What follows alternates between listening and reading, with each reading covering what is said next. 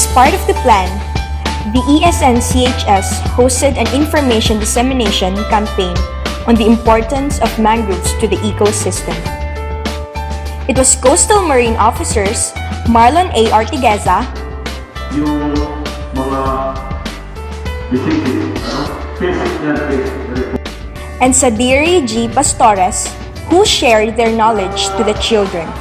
nag-create ng climate change for rice. We have this agreement to make a tie-up with the DNR to save our mangrove forest.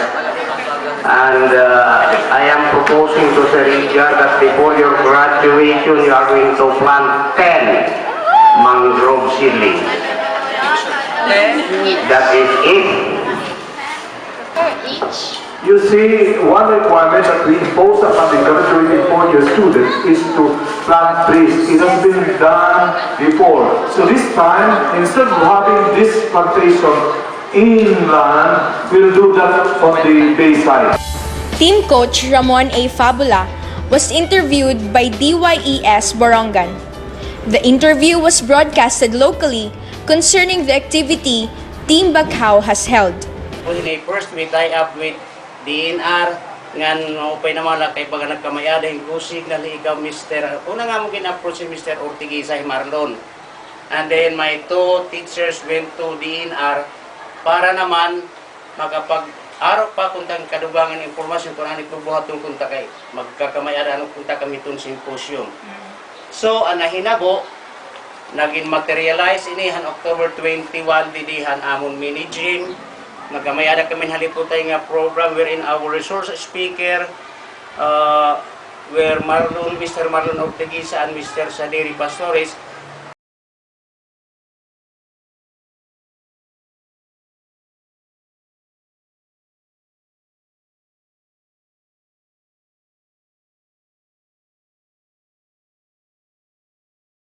tuliwat si Mr. Marciano Talavera nga diin naghatag liwat ng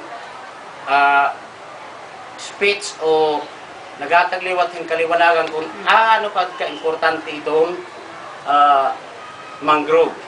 Ngan kahuan niya mong duting nga programa ng nagkamayada kami hiling memorandum of agreement contract signing. Kuan ha Santa Maria hini itong pwedis pala nag-gather nag-handin ngan witness naman itong I think mga 120 to 150 nagkulang pa nga ni kay daro damo namong mga darang estudyante. Una nga ba damo ini nga category may da ini tinatawag nga livelihood and economic. May da naman itong environmental and disaster preparedness.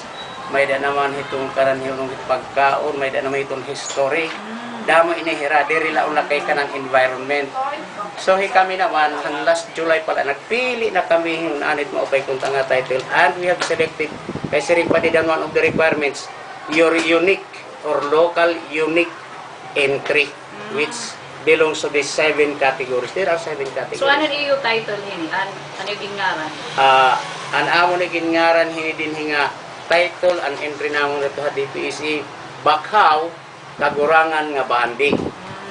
So kakalawan namon di hini nga Baghaw kagurangan bahandi iton iya ka-importante kay bahandi man ngan ano ba iya nahimo iton protection kun iton aton kunta coastal areas o protection rit mga tao so that the government can prepare any eventuality as nga tinatawag nga environmental preparedness o disaster. Okay, Sir Ramon, curious kita kung kay anong barangay Punta Maria ang yung napili? So far nagkamayada kami mga tulo o nga dahil upat nga survey anay nga to. Waray nga ni anay kami pasasabot kan kapitana Nilda Anakta kaya namong kontakin na masurpresa hiya. So naningat to kami niya katapusan nga airport nga dihit may tinikangan liwat nga tuliwat luyo and we identify nga talaga kinahanglanong gud nira dito iton ito na mangrove kay maarang kamo coastal gud dito na atubang gud dito ni Pacific Ocean. So we also identified Punta Maria because the provision of the mangrove seedlings is already there. Ada na, panunguha na la, pag nala, i-transfer na la name kay usoy, what's this? Ask or request di barangay Kapinto, please bantayan gad himaubay at nga among gintanong nga mga mangrove seedlings kay Matagal na nagkaroon kami ng ganito sinasa. Yung pag-protect o inaalagaan ng mga tanim na mangrove.